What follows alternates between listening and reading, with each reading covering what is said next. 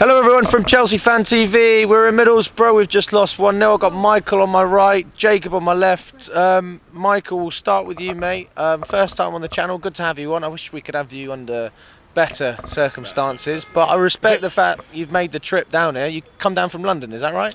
Yeah, but have a uni come up here, so it's not that bad. So okay. Compared to what you guys have to do, you have to trek back down to London. I had to stay in the shithole still, unlike you lot. I get to just cut back down, but yeah. With that game today, man, it was fucking pain to just watch, man, because like I'm just watching sideways, backwards all the time, like when we're trying to distribute the ball. And fucking Sterling, man, man, I'm tired of seeing this guy play every fucking week, man. Like, this guy is actually a terrorist to this football club, man. Like, how much is he on? Like 300 plus a week, and like that's the best he can come up with. Like, we're trying to make an attack, and his brother's here, like slowing up the play, like not passing the ball and shit. Like, I'm tired of seeing it, man. And then Poch with this. Listen, I know we have no left backs, but like at this point we just need to buy a left back, because Colwell every fucking week is getting teared down on that left hand side. Like every manager's game plan, they know, like, oh yeah, just target the left hand side, yeah, we'll get a goal from there, and it works nearly every single time, man. Because like it's fucking infuriating now, man. Like, Jesus Christ, man. Like, we're losing to championship sides now. We're struggling against championship sides, man. We're playing like a championship. Literally, time. man. Like, it's like we want to join them. Like, fucking hell, man. Like, oh man, Preston last week, this week Middlesbrough, and we lost this week, so we weren't even good against Preston. Second half, just because of our players have got more experience and they're more quality, we beat them. But the first half, they were better than us, I would argue. Yeah. Yeah, I mean, how did you assess the game today, Jacob? I thought it was absolutely dreadful.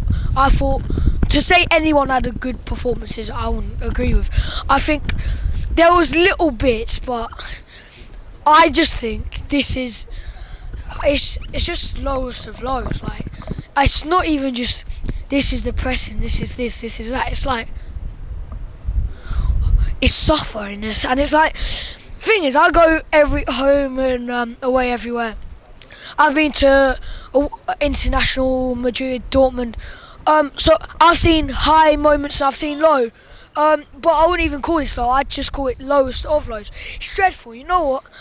Poch, he's got to go. I'm sorry, I've had enough. Like, you said that after Wolves. I've said it before, and you know what? After the next couple of games, I sort of went back on by for a bit. But you know what? I just don't think he's the one. I don't see where he's going to take us. Do you agree with that, Michael? Oh yeah, I've been Poch out since United. That United game sold it for me, man. Like, literally, I watched literally the worst United team that I've ever seen in years. Yeah, they were on the back foot, and then they come. Were we home and away that game? I forgot. Away. Well, yeah. Fucking hell. Fucking McTominay. We let McTominay score a double against us, yeah. And that was just the end for me. Like, at that point, I was like, nah, Poch, brother, you got to resign, bro. Resign or walk. Like, just leave, bro. Like, you're literally, there's no fucking how do I say this? Like, there's no like feeling. Like, there's no feeling like to the no unity. There's no unity. Yeah, thank you. There's no unity to like the way we're playing. Like, man, it's literally individuals. Like, most of the time, it's like individuals bailing us out. It's either Palmer bailing us out. Obviously today wasn't that good, unfortunately, but he can't do it every week by himself. He needs some fucking help up there. Well, he's a young player as well. People forget that, Exactly. and people because he started off so well, people expect him to carry this team.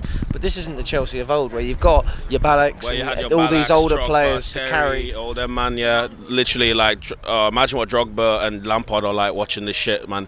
Obviously, Lampard like was manager recently, but like, as like a legend of the club, watching how far we are falling, like, it must be so sad to see, man. For Man United fans, I actually feel a little bit bad for them, because I know it's not the same what we've gone through, but just losing every week, having a bad vibe around the club, like, I sort of feel, I have a little bit of compassion for them almost. Now, I hate United, that nothing will change that, but actually, as someone that's experienced almost sort of suffering depression through football, my club playing depressing, like, I sort of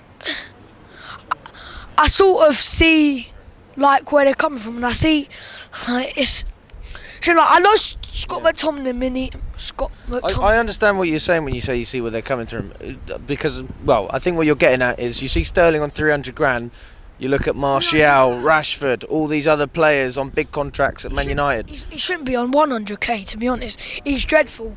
And you're telling me we don't go out and sell him.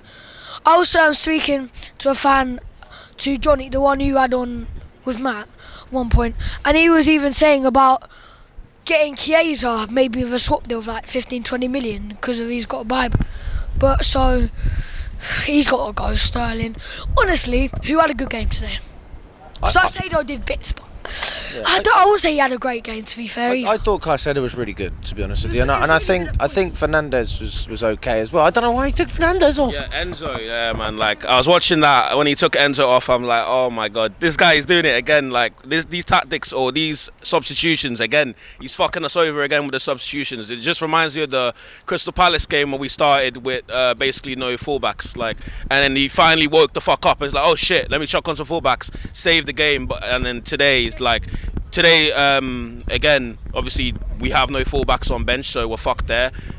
Only real substitutions we can make was Broja and fucking Mudryk and Gilchrist, but Gilchrist is a kid. He's just gonna. Why are we bringing Gilchrist on for Gusto when we're trying to win the game? Now that doesn't make any sense to me. Oh man, it's like, yeah, I have no words for these substitutions. But to be fair, the bench don't help him. But at the same time, I'm still looking for answers, Poch. Like you gotta get some faith in us lot, because a lot of us are losing faith in you, man.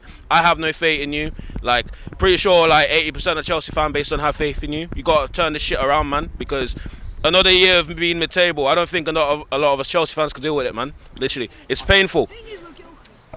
Now, I know he's young and I know he's saying about bringing him on, but he does more than Sterling, and I'm just gonna be. He's not a winger, Jacob. I know. It's not his job to score goals. He's a defender, and he still does more than Sterling, and that just. You mean offensively? Not even just offensively. Like, he makes more key things. That's what I'm trying to get at. You see the clearance. He nearly scored today. Like, he does key things, and he's a young kid. And you know what? I respect Gilchrist a lot, because you see him. You see him make that clearance, and he's gone on. He nearly scored. And to be fair, I think he was unlucky to some extent of not scoring. And he's a defender. Sterling, wake up. Gilchrist, keep going.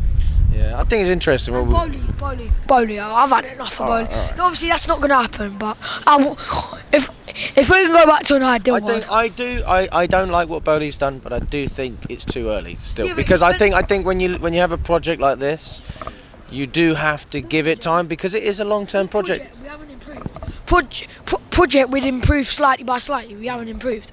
We've spent another like. Would you say we've improved on last season? I mean, not. I would say we've improved. Yeah, but we shouldn't have to. We shouldn't have to. I'm not saying that Bowley is the catalyst for winning trophies every year. I'm just saying his project was very clear. It was to win in the long term, which means in the short term you're gonna have to take a little bit of a kick in the teeth. You're not gonna have the instant success. So for me, I'm looking at it in 5 years, and I'm saying, okay, you said it was a long term. It's been 5 years down the line. Where are we? We're in year 2 of the process, but we shouldn't have to. If we're going to spend the money he's going to spend, and we're going to have to make more progress than what we've made. And last season, I wouldn't have said we'd lose tomorrow. I wouldn't have. No. I agree with that. That's the thing. We've made progress in some ways, but then we've slowed down in others. A project should improve slightly by slightly, and and a project. Teams that have projects. The worst thing you can go and do is just spend all the money. You look at teams like. No, but these are players for the future. That's why it's a long-term project. For the future, right? All right, but then, so we've signed Cole Palmer, who, let's be honest, I think he's being great, but I don't think anyone really signed him to be the next like Kevin De Bruyne. We got Enzo, who is really good, but. I know what you're getting at, but I just want something now. Like, I don't expect a Champions League. I don't expect to win a league or anything.